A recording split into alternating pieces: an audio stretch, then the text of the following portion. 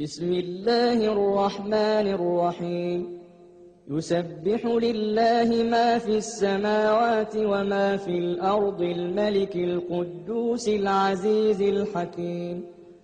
هو الذي بعث في الأميين رسولا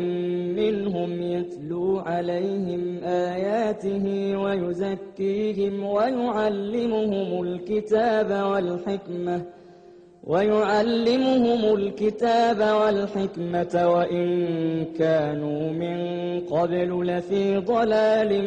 مبين وآخرين منهم لما يلحقوا بهم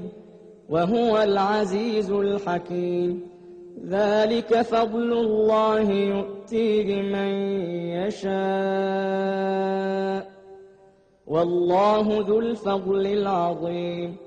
مثل الذين حملوا التوراة ثم لم يحملوها كمثل الحمار يحمل أسفارا بئس مثل القوم الذين كذبوا بآيات الله والله لا يهدي القوم الظالمين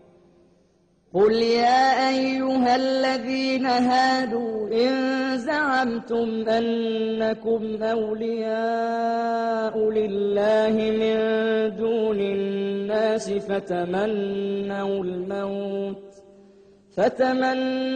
الموت إن كنتم صادقين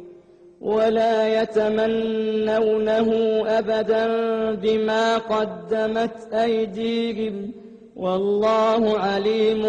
بالظالمين قل إن الموت الذي تفرون منه فإنه ملاقيكم ثم تردون إلى عالم الغيب والشهادة فينبئكم بما كنتم تعملون يا أيها الذين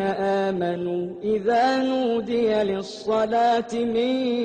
يوم الجمعة فاسعوا إلى ذكر الله وذروا البيع